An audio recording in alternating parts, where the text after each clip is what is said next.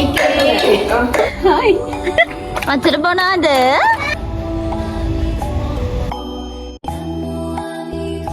Hi, welcome back to my YouTube channel. ළමයි අද වෙසක් පොය දවස. ඉතින් අපි පොඩක් එළියට යන්න හදන්නේ. ලොකු අයිඩියා එකක් නැහැ. අපි බලමු අද වෙසක් පොය කොහොමද අයියගේ මගේ ගෙවෙන්නේ කියලා. මගේ ඇඳුම පෙන්නන්න. අද මම කුර්තා එකක් තමයි ඇඳේ. හලෝ ළමයි.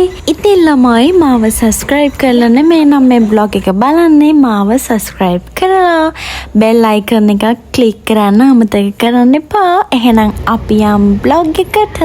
ඉතින් ළමයි අද ඔයාලා සතුටින් පරිස්සමින් ඉන්නවා ඇති කියලා මම හිතනවා. ඉතින් ළමයි එළියට බහිනකොට අපිට අයිඩියා එකක් තිබ්බේ නැතුණාට දැන් අයිඩියා එකක් තියෙනවා. අපි අයියගේ හොඳම යාළුවෙක් අයිස්ක්‍රීම් දන්සලක් දෙනවා කියලා අපිට කිව්වා. දැන් ඉතින් අපි දෙන්න පික්මී එකක් දාගෙන එතනට යන ගමන් තමයි ඉන්නේ. ළමයි වීඩියෝ ෂූට් කරපු තව බ්ලොග් මගේ ළඟ තියෙනවා. ඒ ටික දාන්න කලින් මම හිතුවා වෙසක් බ්ලොග් එක මුලින්ම දාන්න. දැන් අපි මේ යන ගමන් ඉන්නේ. ගියාට පස්සේ ඉතින් හම්බුණා සුපිරි යාළුවෙක් අක්කි කෙනෙක්. ඔයාලට ඉතින් මේ වීඩියෝ එක බලලා hina වෙන්න පුළුවන් වෙනදට වැඩිය. ඉතින් දැන් ඉතින් ළමයි පොල් තෙල් පහන හැම පත්තු කරලා අයිස්ක්‍රීම් දන්සල පටන් ගන්න තමයි හදන්නේ. මමත් ඉතින් අයිස්ක්‍රීම් දන්සලේ අයිස්ක්‍රීම් බෙදන්න හිටියා. ඉතින් ඔයාලා බලන්න මම මේ හරි ලස්සනයි මේ වීඩියෝස් ටික. මම මෙතනින් එහාට ලොකුවට වොයිස් කරන්න යන්නේ නැහැ. ඉතින් ඔයාලට වෙසක් කොහොමද කියලාත් මාත් එක්ක ෂෙයා කරගන්න. මට කමෙන්ට් එකක් දාන්න අමතක කරන්න එපා.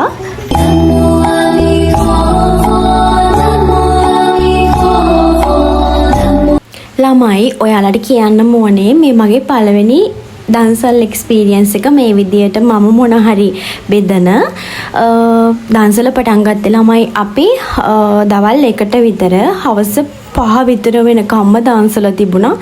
ඒ තරම් සෙනඟ ගොඩාරියක් ආවා. අයිස්ක්‍රීමුත් ගොඩාරියක් තිබුණා.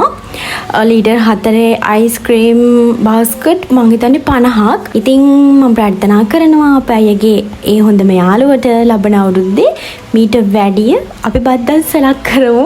හොඳ අපේ සපෝට් එක තියෙනවා. ඉතින් අපි ලබන අවුරුද්දේ හොඳ දන්සලක් දෙමු. වැඩි වැඩියෙන් ඔයාට ලැබෙන්න කියලා මම හදවතින්ම ප්‍රාර්ථනා කරනවා.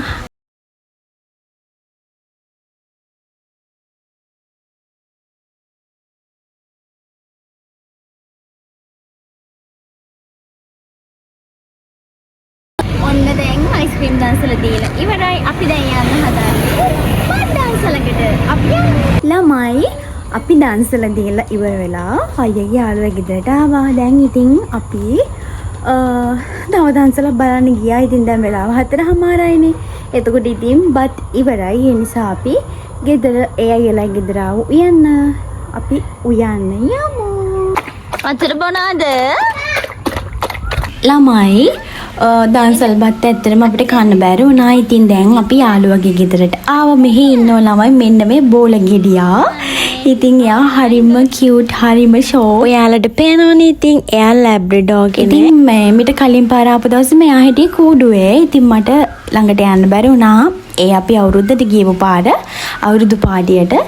ඉතින් එයාත් එක්ක චුට්ටක් කියලා මෙහෙම ඇවිදමිනි ඉඳලා කතා කර කර හිටියා. බෝලේ කොහමද බෝලේ? බෝලේ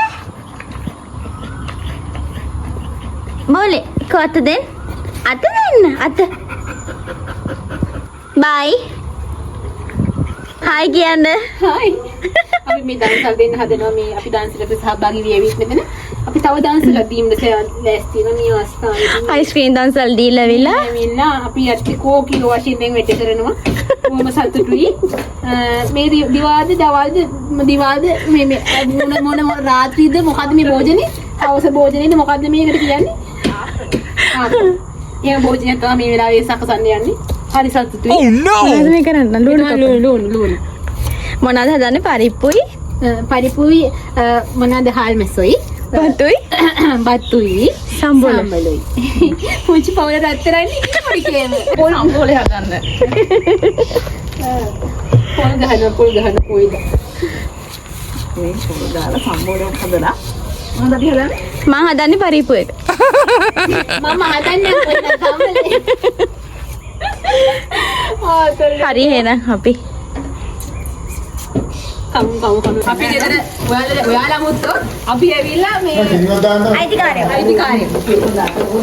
ඉන්න පරිප්පු එක අරන් එන්න. පෙරාදුව කේලි විදිහම සතුටක් කියලා ඔව් මිනිස් ඒකට දාන්න. මොකද්ද?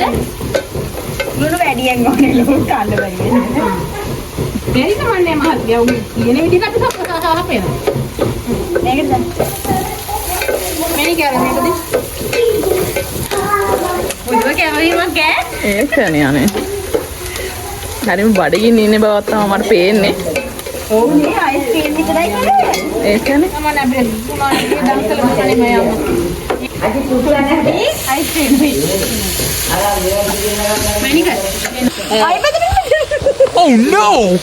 මෙතුමිය විසින් මේ අවස්ථාවේදී මෙතුමිය විසින් පාරිපු ව්‍යංජන සාධන ලැබෙනවා රාත්‍රී ආහාර වේල සඳහා සහභාගී වෙන පිරිස සඳහා හයි මෙතුමියගේ හාල්වැස්ස සම්භෝගද ආම්බලයක් වගේ තමයි බං ටෙම්පරාදුව. ටෙම්පරාදුවක් කියනවා. ඔයාලා කැමති විදිහට දාන්න පුළුවන් නම් කිසි ප්‍රශ්නයක් නැහැ. මම මේ හොඳට පෙරත් වෙන. කැටි දානවා කැට. දැන් මේකටම කැට දාලා ලුණු වැඩි වුණොත් තමයි වැඩේ වෙන්නේ. ඌ අඩු. මේ ඔක්කොම දාපුවම මම මොකද කරන්නේ? අතුලට දාන්න මම දන්නේ. ඔයත් අතල්ලි ගහන මට ලේසි.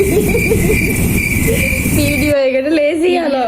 මේ සැරයි මේ කාගන්න බැරි ඉන්නේ. මට සර මගේ බත් එක. අපි මේ අපි මොකක්ද හදන්නේ? ඒක තමයි පට්ටහල. දුවම මැසේජ් කරන්න.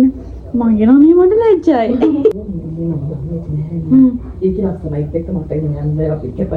ඔය අම්මට බබාලා නැතුව හිටිය අවුරුදු 12ක්. මම මේ ගෙදර ඉතර වෙනකොට කතාවක් දාන්නේ. මම තියනවා තව කන්න නංගි. එන ආදර ටිකක් දුන්නා. පරම්පරාව අයින් කරමු. මට වෙන්නන්න බෑ මේ බීම. ළමයි දැන් ඔන්න අපි කාලා ඉවරයි. දැන් වෙලාව රෑ 9:05. ඉතින් දැන් අපි යන්න හදන්නේ වෙසක් බලන්න. මං ගිහලා ඔයාලට වෙන්නන්න වෙසක්. ඉතින් ළමයි මාර විදියට කොපිරයිට් වැදෙනවා මේ සින්දු වලට ගොඩාරියක් සින්දු වලට එහෙම කොපිරයිට් වැදෙනවා. ඒ නිසා ඉතින් මං මේ මට ජපන් සින්දුවක් හම්බුණා. මං ඉතින් ඒක ඔයාලට මේ දානවා මට කොපිරයිට් වැදෙන්නේ නැති වෙන්න. ඉතින් ළමයි මේ විදියට තමයි මේ වෙසක් දවස ගෙවුනේ. මම ඔයාලට මේ බ්ලොග් එක අප්ලෝඩ් කරනවා. වීඩියෝ එක එඩිට් කරලා ඉවර වෙච්ච ගමන්ම ඔයාලත් ඉතින් මට අනිවාර්යයෙන්ම කමෙන්ට් එකක් දාගෙන යන්න. කොහොමද ඔයාලගේ වෙසක් දවස ගෙවුනේ කියලා. මම හිතනවා ආලමයි මේ අර මේ ડોක්ටර් කෙනෙක්ගේ ගෙදරක් මේ විදියට තට්ටු තුනේ ගෙදරක් තොරණක් වගේ සරසලා දෙන්න එන්නේ. ඒක තකහණියක් දැම්ම මට පෙන්වන්න ගියා. මම දැකලා නැති නිසා මේ විදිහට තමයි වෙසක් දවස ගෙවුනේ. හරිම ලස්සනයි, හරිම සතුටුයි. ඇඟේ ලේ ටික පිරිසිදු වුණානේ මගේ නම්. හරි සතුටුයි. ඉතින් ඔයාලගේ වෙසක් දවස කොහොමද කියලා මට කමෙන්ට් එකක් දාන්න, ලයික් එකක් දාන්න. මාව සබ්ස්ක්‍රයිබ් කරපු නැති කෙනෙක් ඉන්නවා නම් ඒ කෙනත් මාව සබ්ස්ක්‍රයිබ් කරලා all බටන් එක ක්ලික් කරලා තියාගන්න.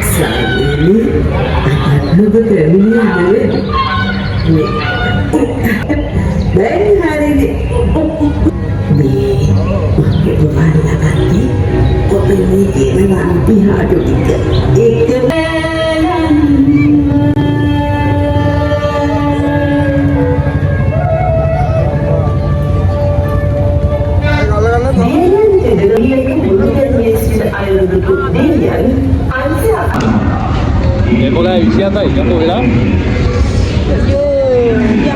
ඔම්මේ දැන් දැක්කේ. යා ඕකේ. අසා. සඳ.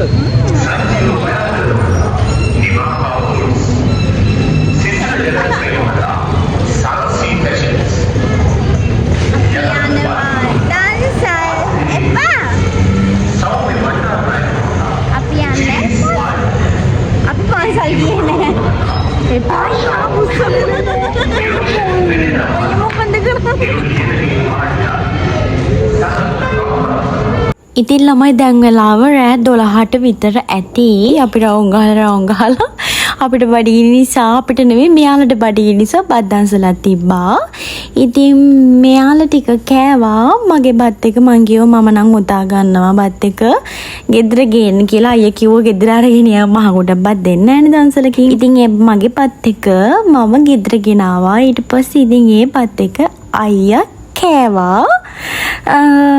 දන්සලේ තිබ්බේ කට්ට කරවලයි අර පපඩම් කෑලි කොලා නම්මරම් බැදලා දාලා ඒ බැදුමයි ඇම්බරැල්ල හරි අඹ හරි තිබ්බා පරිප්පු තිබ්බා තාමනාද තිබුණා. මේගොල්ලෝ සුපිරි කීකී කෑවා. නිදිමතත් ගියා කීකී කෑවා සමහර කට්ටිය. ඉතින් මෙහෙම තමයි ළමයි එදා දවසේ ගෙවුනේ. ඊට පස්සේ ඉතින් අපි ගෙදර ආවා. බයි ළමයි.